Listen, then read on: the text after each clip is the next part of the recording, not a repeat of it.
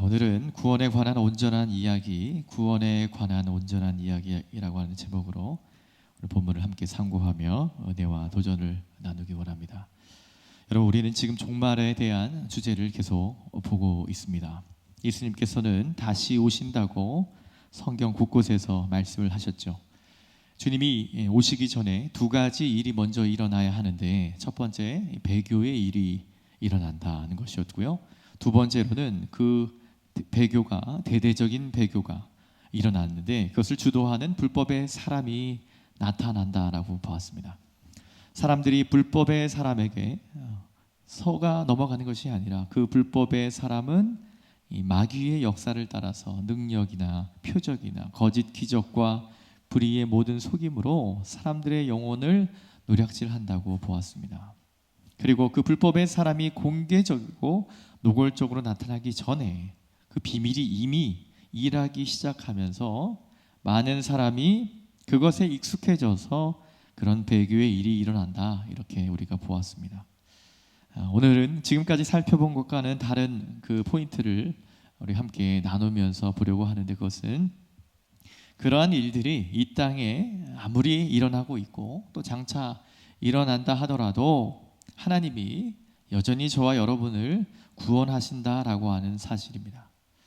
사랑하는 여러분, 종말과 주님의 재림이 가까울수록 세상은 더 강포해지고 흉악해집니다. 어떻게 이런 일이 가능할까 싶은 일들이 일어날지라도 우리가 반드시 기억해야 할 일, 염두해 두어야 할 일이 있다는 것이죠. 바로 이 땅은 사단이 지은 땅이 아니죠. 이 땅은 하나님이 지으신 세상이라고 하는 사실입니다. 하나님은 세상에 어떤 어려움이 몰려와도 하나님의 백성을 구원하기 위해 하나님께서 멈추지 않으신다는 것입니다. 그래서 이번 이 본문을 하나님의 이 구원이라고 하는 것, 이 복음이라고 하는 측면에서 함께 나눠보며, 복음이 무엇이고 구원이 어떻게 시작되고 또 어떤 과정과 어떤 목표에 또 우리에게 말하고 있는지, 하나님의 구원 전체에 대한 그림을 오늘 본문을 통해서 나누기를 원합니다. 여러분, 보시는 오늘 13절과 14절을 통해 보면 편의를 위해서 이것을 시간에 따른 논리적인 순서로 한번 배열해 보려고 합니다. 5가지의 이 순서로 볼 수 있는데, 하나님이 이런 세상 가운데 여전히 구원을 행하시는데, 첫 번째가 어떤 내용이냐면 13절에 나오는 것처럼 하나님의 택하심이라고 하는 것이 시작됩니다. 가장 먼저 하나님의 택하심이라고 하는 것이 있게 되고요, 그 다음 두 번째는 그 택하심이 여러분과 저의 삶에 적용이 되면서 14절을 통해 보면 복음으로 부르심이 나오게 됩니다. 복음으로 우리를, 저와 여러분을 부르신 다음에 세 번째로 13절에 나오는, 그래서 그 진리를 우리가 믿게 되는 것이고, 그 이후에 네 번째로는 성령의 거룩하게 하심을 통해서, 마지막 5번째는 주 예수 그리스도의 영광을 얻게 된다. 두 절이 설명하고 있는 바, 이 5가지의 구원의 얼개, 구원이라고 하는 것의 이 단계들과 상황들을 우리에게 보여주고 있습니다.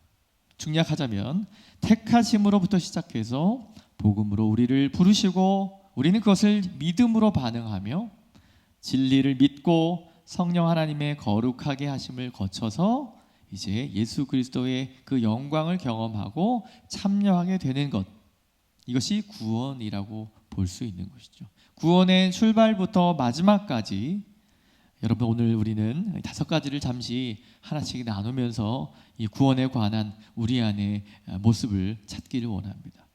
첫 번째 우리가 보실 내용이 바로 이 하나님의 택하심이라고 하는 내용입니다. 하나님의 귀한 구원에 우리 삶에 적용되는 가장 첫 번째 은혜로운 행위는 바로 하나님의 이 택하심입니다. 여러분, 요한복음에서 예수님께서 요한복음 15장 16절 상반절에 하나님이 이렇게 말씀하시죠. 우리 주님이 이렇게 말씀하십니다. 너희가 나를 택한 것이 아니요 내가 너희를 택하여 세웠나니. 예수님이 제자들을, 또 하나님이 저와 여러분을 선택하였다라고 말씀하십니다. 우리가 신앙생활을 할 때 이런 느낌이 있습니다. 내가 교회 가기로 결심했다. 내가 언제 어느 순간 어떤 친구의 전도를 통해서 교회 가게 됐다. 또 어느 순간 어느 목사님의 설교를 들으면서 어느 순간 내가 이제 예수를 믿어야지, 이런 생각. 또 어떠한 드라마틱한 저와 여러분의 인생의 어떤 여정 가운데 예수님을 영접하거나 알게 되거나 그러한 상황들이 사실 저와 여러분의 삶에 있지요. 자, 우리는 저와 여러분의 믿음을 그렇게 표현하지만 성경은 그런 모든 일이 저와 여러분의 삶에 드라마틱한 그 일이 있기 전에 하나님이 우리를 선택하셨다라고 말하고 있다는 겁니다. 그렇기 때문에 여러분이 이제부터 내가 예수 믿어야지, 그때부터 구원이 시작된 것이 아니라는 거죠.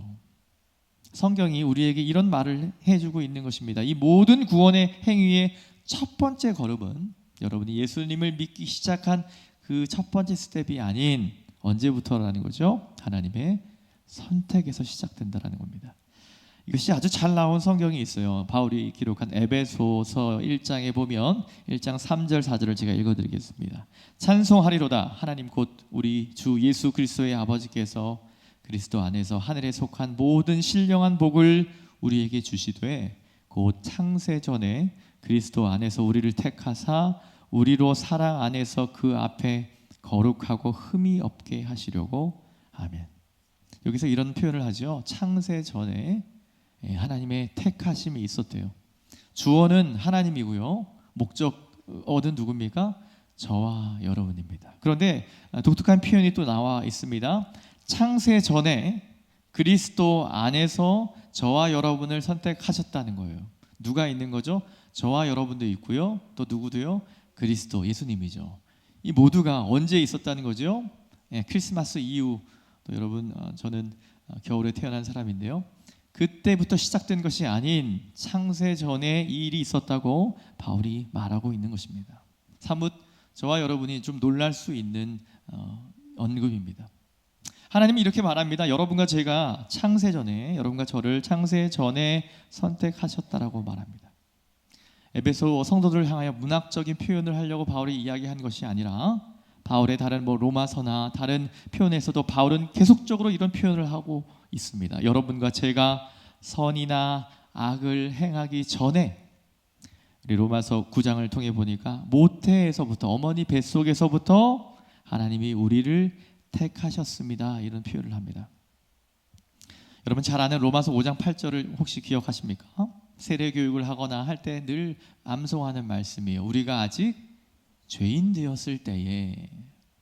여러분 그런 거 있지 않습니까? 저는 저희 아버지 이런 말씀을 했어요. 너 수학 이 정도 점수 나오면 어떤 선물을 주리라, 이런 약속을 합니다. 어떻게 해야 될까요? 공부를 열심히 해야죠. 그러면 거기에 상응하는 약속과 함께 이것을 받아지게 되는 것이죠. 여러분, 우리는 그런 착각을 할 때가 참 많습니다. 구원을, 또 이 영원한 생명을 얻는 이 기쁨이 내가 주님을 선택하고 받아들임으로부터 시작됐다고 여길 때가 참 많아요. 그래서 은혜라고 하는 것, 구원이라고 하는 것을 생각해 보면 저마다 좀 제각각의 이야기를 하실 때가 참 많습니다. 그것이 여러분에게 주관적인 경험이기 때문에 여러분 거짓이라고 말씀하실 수는 없겠지만, 성경을 통해 보면 성경은 뭐라고 말하고 있는 것이죠? 저와 여러분이 하나님의 백성이 된 그 시점은 우리가 아직 죄인 되었을 때예요. 우리가 아직 공부하지 않고 그 약속한 그 점수를 맞기 이전부터, 아직 죄인 되었을 때에 주님이 나를 향한, 저와 여러분을 향한 사랑을 확증하셨다, 증명하셨다라고 성경이 말합니다.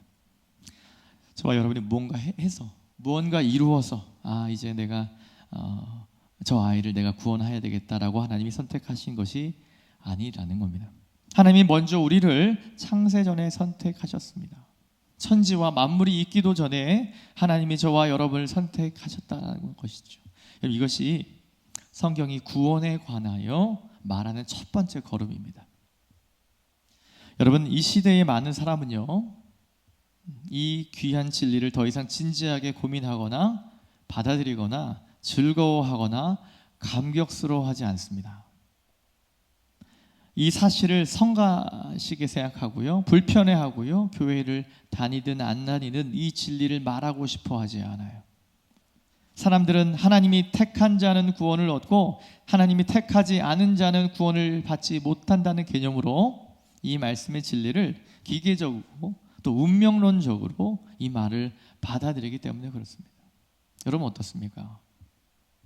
하나님이 저와 여러분을 택하셔서 구원시키신 일이 모든 만물이 있기 이전부터다라고 하는 사실이 여러분에게 불편한 진실이 되십니까? 아니면 감격의 진리가 되십니까? 사랑하는 여러분, 우리가 이런 귀한 진리를 대할 때 늘 염두에 될 것이 있습니다.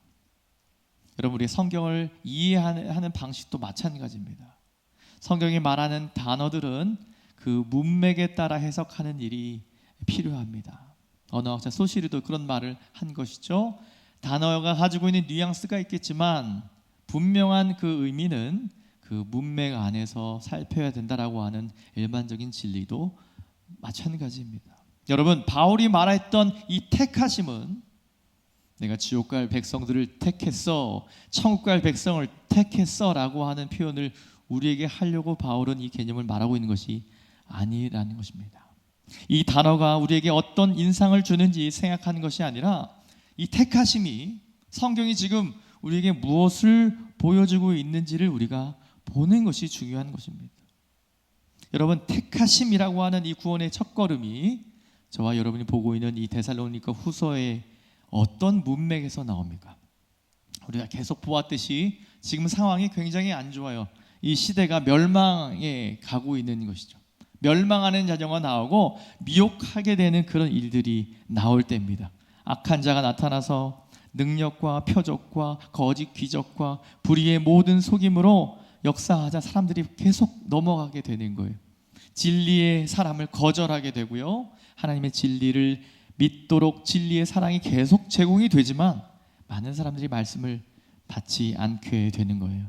미혹하는 일에 마음을 빼앗기면서 진리의 사랑을 거절하고 진리를 끝까지 믿지 않다가 하나님의 심판에 처하게 되는 상황들을 바울이 쫙 얘기한 다음에 오늘 이 말을 하고 있는 것입니다.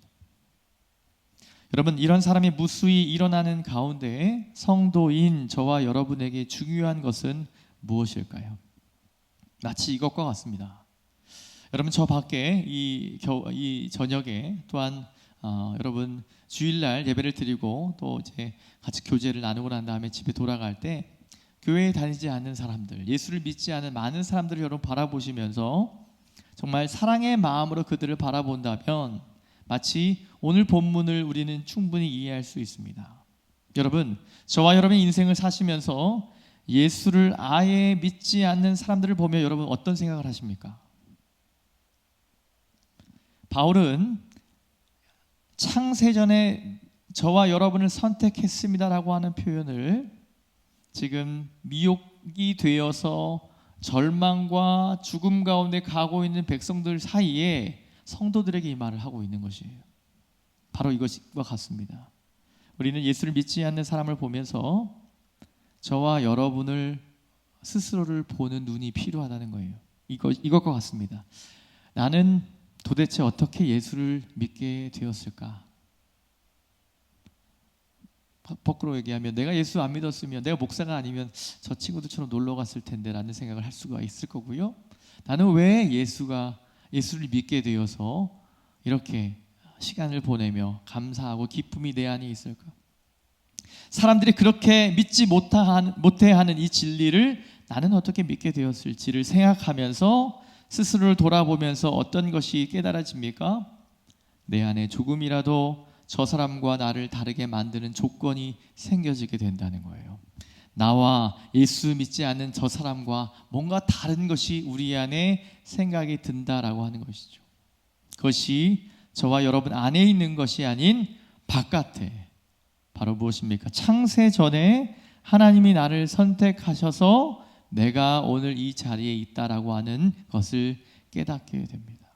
여러분, 이것이 이 복음의 구원의 첫걸음의 진리의 핵심입니다. 수많은 사람들이 미혹하는 영을 따라서 거짓 기적과 불의에 속아 넘어가서 진리를 못 믿는 그 시대에 우리는 도대체 어떻게 믿었는지를 여러분 생각해 보십시오. 제가 아는 분들은 아이를 갖지 못했는데 아이를 주셔서 예수를 믿게 되는 사람도 있었어요. 또 주님 정말 계시다면 이 땅값이 이렇게 오르고 우리에게 가난 가운데서 건져 내달라고 이렇게 기도하다가 정말 그렇게 돼서 이렇게 장로님 되신 분들도 있어요. 네, 여러분 부끄러울 수 있지만 여러분은 좀 다르셨나요? 우리는 처음 주님이 부르심 가운데 순종하는 그 걸음에 그 드라마틱한 상황들이 있습니다. 그러나 우리의 신앙이 깊어가고 예수 그리스도의 복음의 신비를 발견하면 발견할수록 내 믿음의 근간이 땅값이나 우리 아이들의 생존이 아니게 되는 것을 우리는 알게 되죠.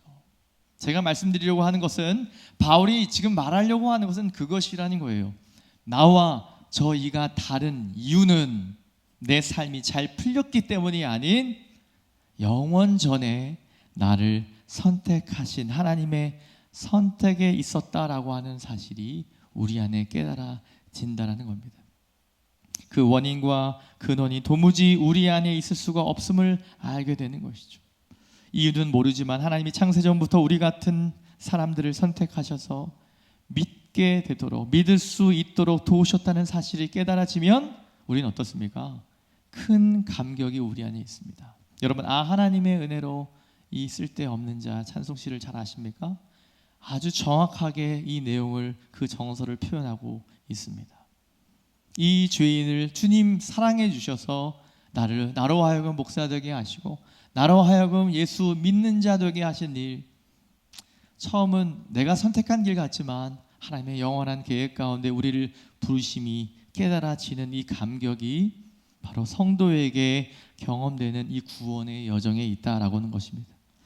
여러분, 주변에 보는 모든 세계관들, 다른 종교들, 또 이 시대 사람들이 가지고 있는 모든 정신이 구원에 관하여 하는 말을 합치면 딱 이 한 문장으로 말할 수 있어요. 바로 자력 구원 사상이에요. Self-salvation ideology라고 하는 말인데요, 이런 말과 같습니다.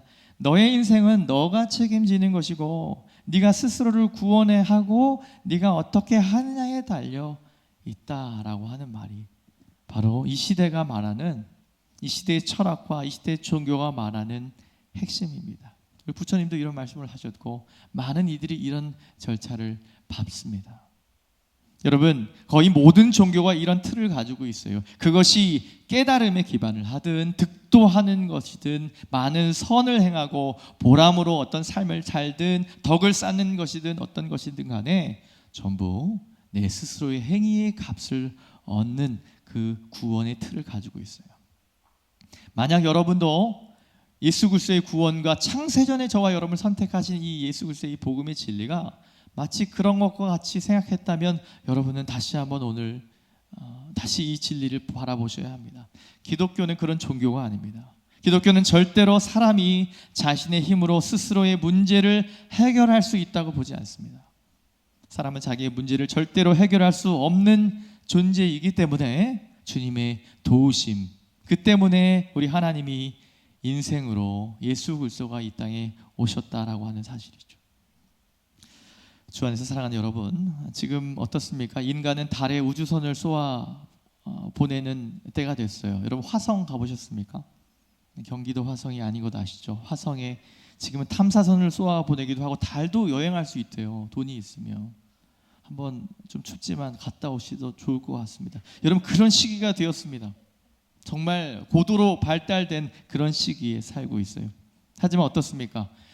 모태로부터 죄를 가지고 태어나서 죄로 인해 부패하고 타락한 욕망, 그거 하나조차 다룰 수 없는 것이 참 모순적이지 않습니까? 이제 달을 갔다가 무사히 돌아오는 정말 고도로 발달된 사회인데, 과학이 이야기하는, 역사가 이야기하는 대로 선사시대에 나를 해한다고 해서 사람을 죽였던 그 단순한 좀 저급한 사회의 모습이 지금 이 시기에는 일어나지 않습니까? 아니요, 아주 고상하게 자행되고 있어요. 인생은 하나도 변하지 않았습니다. 여러분, 이 모순을 어떻게 설명할 수 있을까요? 몹시 놀라운 존재이면서도 동시에 아주 추하고 악한 존재가 인생입니다. 자기 내면의 욕망과 정욕과 죄의 소욕을 절대로 이기지 못하는 부패한 인생입니다. 그래서 아무리 우주를 탐험하는 시대가 왔다고 말하면서도 속에서 일어나는 작은 이기심, 그 섭섭함, 서운함 때문에 내 마음으로 얼마나 많은 이들을 그렇게 상처 입히고 사는지 모릅니다. 이렇게 우리 자신의 문제 하나도 다룰 수 없는 인생의 곤경과 불행과 아픔을 아주 잘 아시는 우리 아버지 하나님이 그 불타는 심장으로 만드신 진리가 행하신 일이 바로 이 택하심이라고 하는 겁니다. 택하심. 우리의 곤경을 그대로 내버려 두지 않으시고 간섭하시고 개입하시는 하나님 아버지의 사랑, 하나님의 이 사랑, 인생의 공경에서 사람을 건져내고 싶어 하신 그 아버지의 불타는 마음이 이 첫걸음을 딛게 하셨다라고 하는 사실을 여러분 반드시 기억하기 바랍니다. 우리 신앙의 여정과 아무 감흥이 없어지는 이 말씀의 진리들이 여러분 하루하루 갈 때 신앙생활은 멈춰지게 되거든요. 기도가 멈춰지게 되고요. 더 이상 찬양과 이 말씀이 들려오지 않아요. 정말 메마른 삶을 살게 될 거예요. 다시 시작하기 원하신다면 오늘 이 본문으로 돌아가시기 바랍니다. 하나님 아버지의 저와 여러분을 영원전에 선택하신 이 택하심, 다시 한번 이 첫걸음에 주님을 묵상한 여러분 되시기 바랍니다. 두 번째로는 그 택하심 이후에 있어지게 되지요. 복음으로 우리를 부르시는 거예요. 우리의 이름을 부르는 거예요. 복음으로 하여금 우리를 부르시는 겁니다. 창세부터 아버지 하나님이 마음에 품고 계셨던 이제 우리 선택을 하셨죠. 사실 그분의 일이기 때문에 드러나진 않습니다. 하나님 우리를 정하시고 이제 부르시는 거예요. 여러분, 복음으로 우리를 부르신다는 겁니다. 하나님이 오셔서 우리를 부르시는 거예요. 예수 그리스도가 이 땅에 오셔서 우리를 부르시는 거예요. 우리가 그 복음을 환영하고 받아들임으로써 주님과 함께 살아있는 이 생명의 관계 안으로 들어가게 되는 것이죠. 사랑하는 여러분, 주님은 저와 여러분에게 아무것도 기대하지 않으시고 무엇을 원하십니까? 바로 그 부르심에 순종하고 믿음을 갖기를 원하세요. 어떤 사람들은 선택이라고 하는 이 위대한 진리를 참 싫어하지요.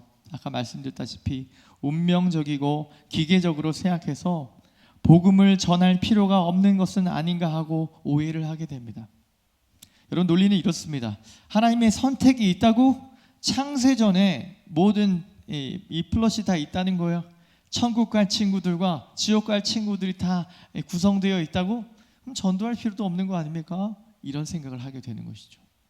여러분 어떻게 생각하십니까? 여러분, 또 우리 교단과 생각을 같지 않는 그 어떤 선교단체가 있어요. 뭐 불교에도 구원이 있지 않을까? 왜요?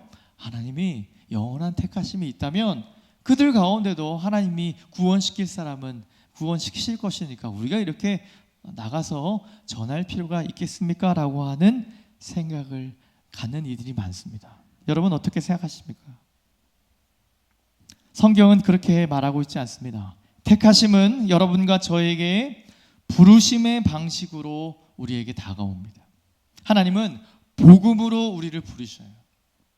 택하심이라고 하는 진리는 전도의 필요성을 무시하는 것이 아니라 전도를 하게 하는 원천이 되는 거예요. 저와 여러분으로 하여금 어떠한 루트든지 예수를 알게 되고 교회를 접하게 되고 이 복음이 우리 안에 들려오게 되는 것이죠.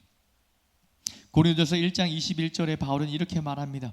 하나님의 지혜에 있어서는 이 세상이 자기 지혜로 하나님을 알지 못하므로, 그래서 하나님께서 전도에 미련한 것으로 믿는 자들을 구원하시기를 기뻐하셨도다. 사실 독특한 표현이 나오죠. 전도에 미련한 방법이에요. 여러분, 전도는 뭐죠? 전도는 기쁜 일입니다. 이렇게 얘기하시면 성경적으로 보면 전도는 참 미련한 짓입니다. 전도는 미련한 거예요.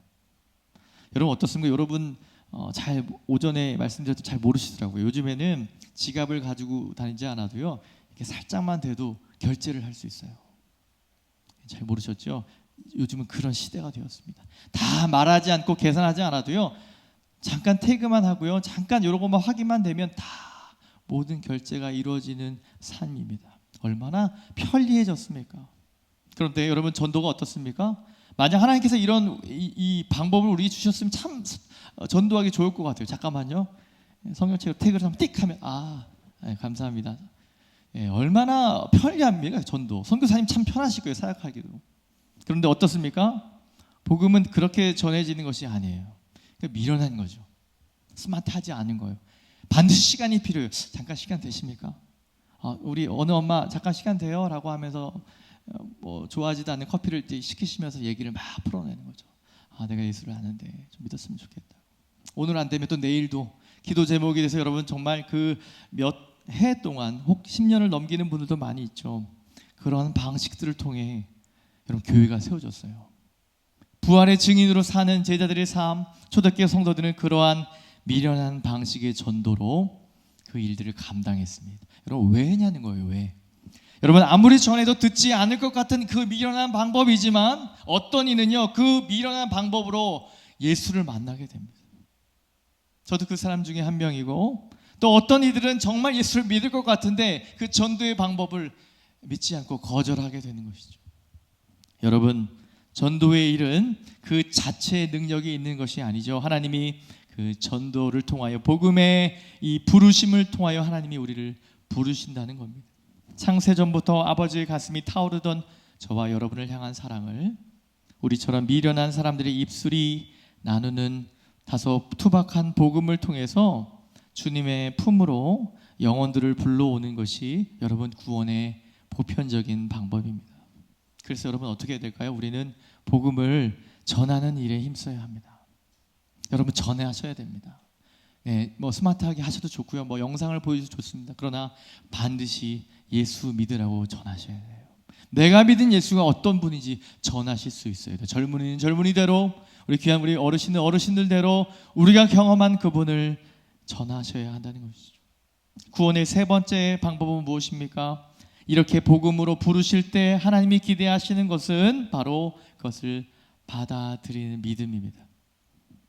복음 전도를 하다 보면 이런 사람들이 참 많습니다. 목사님, 뭔 말인지 알겠습니다. 그런데 저는 아직은 아닙니다. 아직 술과 담배도 좋아하고요. 아직 세상이 너무 좋아서 아직은 아닌 것 같습니다. 자, 여러분 그런 말씀을 여러분 그러니까 기도로 준비하다가 전도하잖아요. 근데 그렇게 대답 들으면 여러분 기분이 어떠세요? 많은 경우 기분이 나빠하시지 않더라고요. 근데 여러분 그것은 사실 기분을 나빠해야 될 얘기입니다. 무슨 얘기냐면 그분이 친절하게 대답을 해주셔서 여러분이 좀 안도할지 모르지만 여러분 이 말은 잘못된 말입니다. 여러분 성경이 복음으로 부르고 있는 사람들은 의인입니까? 죄인입니까? 그는 죄인입니다. 성경에서 복음으로 부르고 있는 사람은 어떤 사람입니까? 아직 죄인들을 부르고 있다고 하는 사실이에요. 우리는 의인들을 부르러 가는 것 같아요. 굉장히 나이스하고 그런 분들만 여러분 우리가 하는지 모르겠습니다. 여러분 저와 여러분도 마찬가지로 우리는 주님을 영접하였을 때, 주님을 만났을 때 다 갖추어진 사람들이 아닙니다. 지금도 그렇습니다. 하나님이 윤리적이고 도덕적이고 또 괜찮은 사람을 부르고 계시다고 착각하지 마십시오.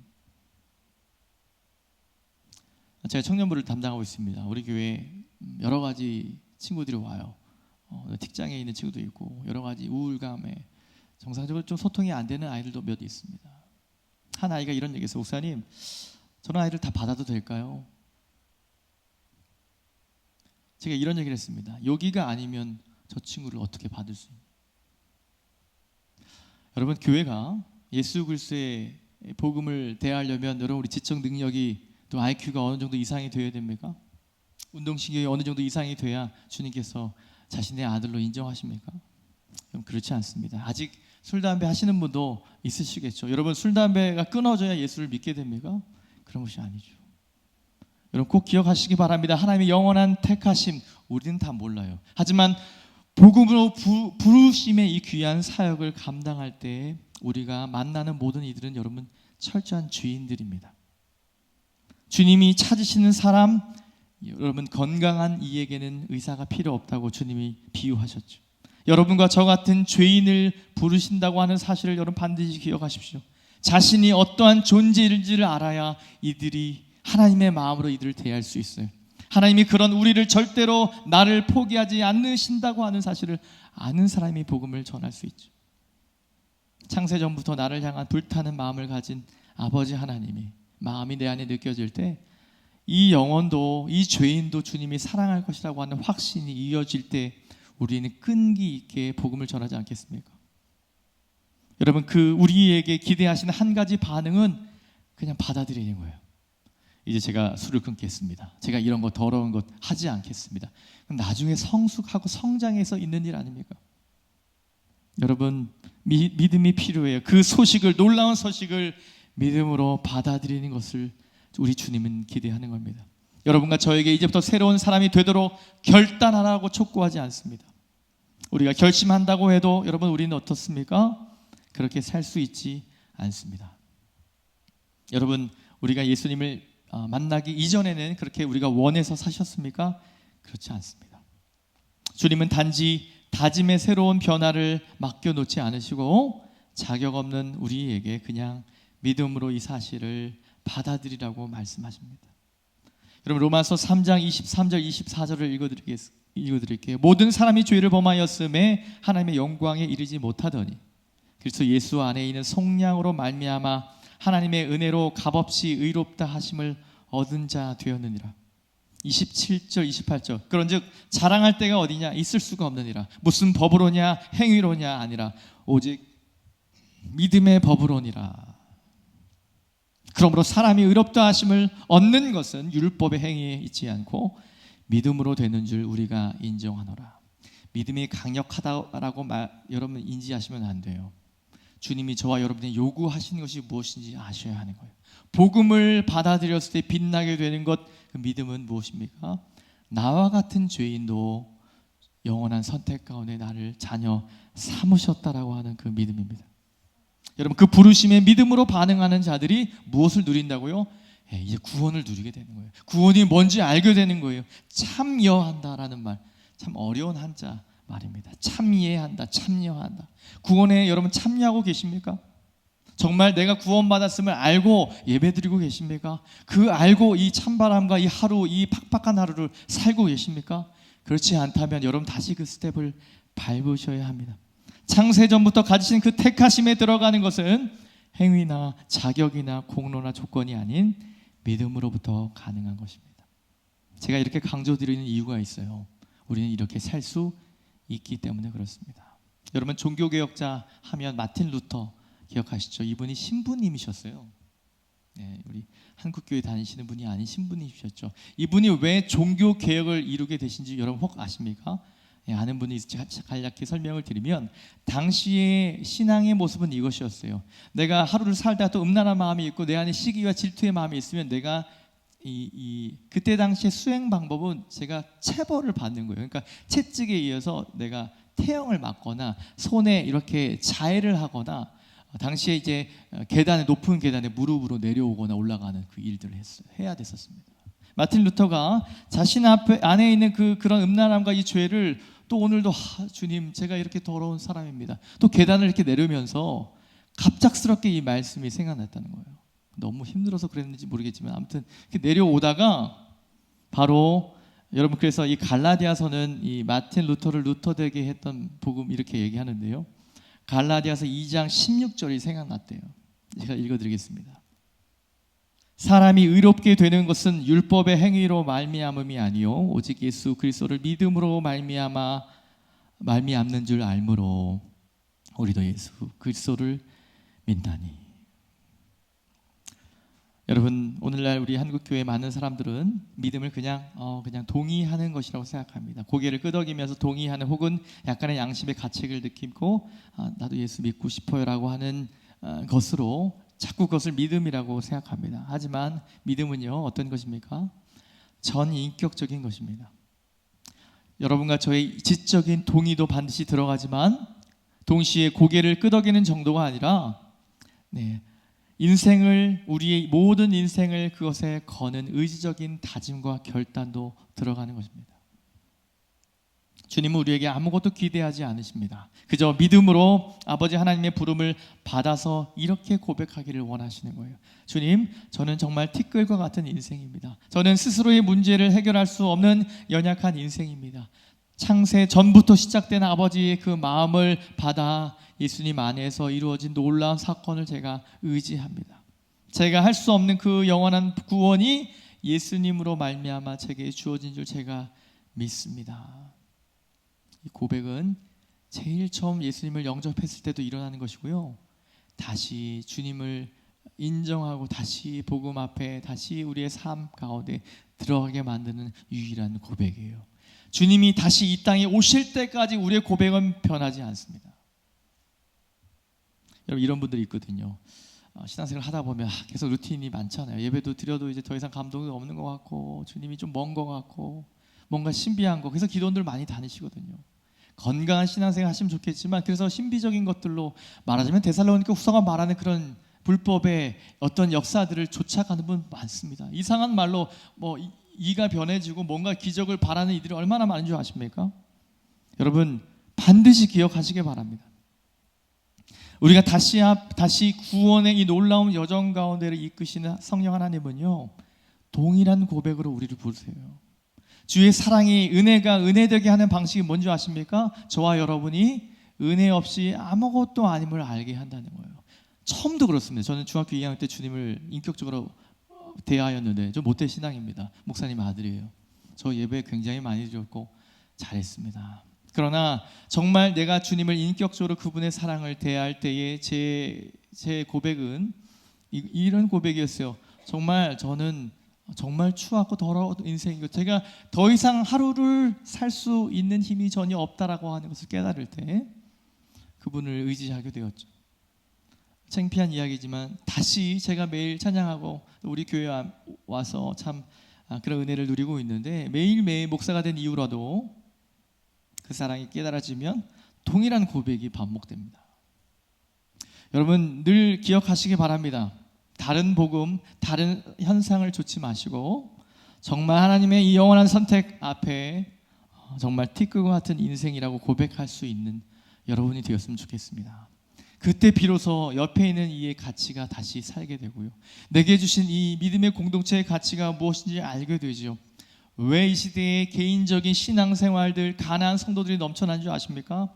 이 구원의 여정을 잘 이해하지 못하기 때문이에요. 이 선택의 교리, 택하심의 교리가 뭔지 모르는 이 논리적인 순서로 생각하기 때문이죠. 여러분 어떻습니까? 기독교의 온전한 신앙, 여러분 전인격적인 주님의 그 사랑을 의지하는 믿음이 우리에게 필요합니다. 네 번째로, 성령의 거룩하게 하심의 과정을 경험하게 됩니다. 많은 사람이 기독교 신앙을 이방의 종교처럼 그냥 고개를 끄덕이는, 동의하고 믿기로 결심하면 되는 거라고 생각하지만 전혀 그렇지 않습니다. 기독교에는 무엇이 있습니까? 예수님을요, 내 인생에 정말 절망을 경험하고 추악함을 경험할 때 예수님을 믿게 되는데, 그때 어떤 일이 일어나냐면 성령 하나님이 우리 안에 오세요. 성령으로 거듭나는 일이 우리 안에 벌어지게 됩니다. 신앙은 구체적인 증거가 있든 없든 저와 여러분이 제대로 믿으면 성령으로 거듭나게 되는 것입니다. 요한복음 3장 5절에 보면 정말 학식이 있었던 니고데모가 예수님께 와서 물어봐요. 밤에 와서 어떻게 하면 영생을 얻습니까? 창피하니까 밤에 온 것이죠. 주님이 뭐라고 하죠? 거듭나야 된다. 물과 성령으로 거듭나야 된다. 여러분, 전도하다 보면 특히 남자분들이 이런 말 많이 하거든요. 목사님, 제가 사실 아내 때문에 교회 와요. 사실 저 잘 안 믿어요. 잘 안 믿어집니다. 솔직하게 이런 말들을 남자분들 굉장히 의기양양하게 이런 말들을 막 이렇게 막 얘기하거든요. 여러분 꼭 기억하시기 바랍니다. 모태로부터 주인으로 태어난 저와 여러분은요, 이 진리를 믿지 않는 것은 아주 당연한 겁니다. 시군 중 먹기입니다. 믿는 것이 어려운 것이죠. 주님이 니고데모에게 말씀하시지 않았습니까? 다시 뭐라고 얘기하죠? 성령 안에서 한 번도 태어나지 않으면, 그러니까 성령 하나님이 우리 안에 역사하지 않으면 보이지 않는 거예요. 영생이, 이 생명이 보이지 않는 거예요. 그렇지만 우리가 거듭나고 나면, 믿음으로 주의 부르심 가운데 순종하면 우리는 이제 볼 수 있게 되는 것이죠. 신앙은 그런 의미에서 정말 놀라운 것입니다. 우리가 주님을 믿을 때 성령이 우리에게 선물로 주어지면서 눈이 열리게 돼요. 눈이 열려서 안 보이던 것이 보이게 되는 것이죠. 못 들어가던 자리로 들어가게 됩니다. 이제 하나님의 나라가 있는 것을 보게 되니까 사모하고 들어가게 되고요. 사역자로, 선교사로, 또 재직으로, 권사로, 집사로 그렇게 눈물로 교회를 섬겨가는 이 놀라운 일들이 있게 되는 것이죠. 성령 하나님이 이런 일들을 행하시는 거죠. 여러분, 성령 하나님이 우리 안에 계셔야 진짜 예수를 제대로 믿기 시작하는 겁니다. 물과 성령으로 나지 않으면 하나님 나라가 보이지 않고요, 하나님 나라에 들어갈 수 없다고 합니다. 여러분, 그리스도의 영이 없으면 그리스도의 사람이 아니고, 성령이 우리 안에 없으면 우리는 더 이상 성도가 아닙니다. 아무리 교회를 오래 다녔고 심지어 교회 중직자여도 혹 목사여도 예외는 없습니다. 성령이 계시지 아니하면 우리는 성도로서 기능할 수 없는 것이죠. 여러분, 중생의 씻음과 성령의 새롭게 하심으로 우리는 구원의 이름을 믿습니다. 여러분, 이것이 우리에게 필요합니다. 여러분, 이 밤에 이 자리에 와서 예배로 나오는 여러분들 안에 이 자리를 인도하시는 분이 누구십니까? 구체적으로 말씀드리면 성령 하나님입니다. 그분의 말씀을 여러분 들으시기 바라요. 외적인 변화 매우 중요합니다. 많은 이들이 이렇게 얘기합니다. 크리스찬들, 너희들 정말 예수 믿는다고 하면 그런 열매들로 보여줘야 될 거 아니니, 그렇게 이기적으로, 그러니까 내가 예수 안 믿지, 이런 말들 여러분 많이 들으셨죠? 맞는 말인데 틀린 말입니다. 그래서 우리가 사람들에게 친절을 베풀면서 구원받는 게 아니에요. 오히려 어떻게 되는 것이죠? 더욱 분명하게 내 안에 계신 성령 하나님을 확인하고 그분과 함께 살아내면 반드시 우리 주변에는 어떻게 되겠죠? 빛과 소금의 역할을 감당하게 되는 것이죠. 어느 순간부터 한국교회 기독교를 이상하게 말하는 일들이 보편화된 즈음부터 예수를 향한 온전한 신앙 고백보다 더 젠틀하고 나이스하게 사회 앞에 비춰지는 것을 좋은 덕목으로 가르치게 됐습니다. 저는 이것이 한국교회의 큰 실패입니다. 우리가 언제나 자랑해야 될 것은 외적인 변화 중요해요. 주님이 주시는 겁니다. 성령의 열매라고 또 기도해 주셨죠. 성령의, 그분이 우리에게 주시는 열매예요. 우리가 해야 될 일이 무엇입니까? 예수를 영접하는 일입니다. 믿음으로 성령 하나님을 선물로 받음으로 우리 안에 내적인 변화를 이뤄내는 것이 우리에게 필요한 일입니다. 마지막 5번째로, 성령이 우리 안에서 가만히 계시지 않고 우리로 하여금 자라게 하시는 거죠. 영적으로 주님을 전혀 모르는 사람들이 주님을 만나고 생명으로 거듭나는 일이 많아져야 합니다. 제가 몇 달 전에 우리 청년부에서 제일 첫 번째 삼락교회 와서 첫 번째 영접시킨 우리 한 남자 청년이 있었어요. 제가 그 청년을 예수님 영접하고 영접 기도문을 하고 난 다음에 참 감사했습니다. 마치 비유컨대 지금 우리 출산율이 굉장히 저조하지 않습니까? 사회 문제이기도 한데, 영적으로 보면 한국교회 출산율이 얼마나 될까? 정말 예수를 모르는 이가 교회에 와서 어떻게 전도를 통해서 다시 예수 믿고, 또 우리 최근에 또 세례를 받고 입교를 했던 모습이, 여러분 정말 저희 교회는 뭐 케이크도 주고 하잖아요. 저는 정말 놀랐습니다. 정말 축하받고 정말 진정한 새로운 생명이 태어나는 그 일이 교회 안에서 줄어들고 있는 것은 아닌가. 정말 여러분, 우리는 이 일을 위해서 기도해야 합니다. 여러분, 그 일이 많아져야 우리는 교회로서의 기능을 하게 되는 것이죠. 사랑하는 성도 여러분, 영적인 어린아이들의 울음소리가 교회 안에 있도록 여러분 기도하시기 바랍니다. 또 우리 교회는 또 물론 이제 설교 목사님께서 좀 힘드실 수 있지만 예배 중간에 아기들 소리 나고 이러면 여러분 어떠세요? 네, 저는 굉장히 좋습니다. 자, 우리 교회 우리 그 감사절 때 같이 이렇게 하고 엄마 나온다고 엄마 화이팅하고 이런 내용들을 보면 너무 행복하고 감사합니다. 여러분, 교회는 그런 곳이죠. 함께 생명이 낳고 자라고 있고, 여러분 우리 어르신은 어르신대로, 젊은이는 젊은이대로 구원의 이 놀라움을 서로 경험하고 나누는 그 일, 여러분 그것이 그것이 교회입니다. 우리가 해야 될 일입니다. 이를 위해서 여러분 다음 세대를 위해서, 또 특별히 믿음의 우리 기성세대가 계속적으로 올바르게 서기 위해서 기도해 주시기 바랍니다. 시간이 가서 결론을 내리겠습니다. 여러분, 예수의 공로로 믿음으로 성령을 선물로 받고 변화되고 거룩해지고 성결해지는 것, 여러분 이 교회가 감당해야 될 일이며, 성령 하나님은 우리에게 그리스도의 영광에 이를 때까지 이 땅에서 죽을 우리의 몸도 묻어서 드러나기 시작하는 것, 바로 영원한 부활에까지 우리 주님은 우리를 인도하심을 믿으시기 바랍니다.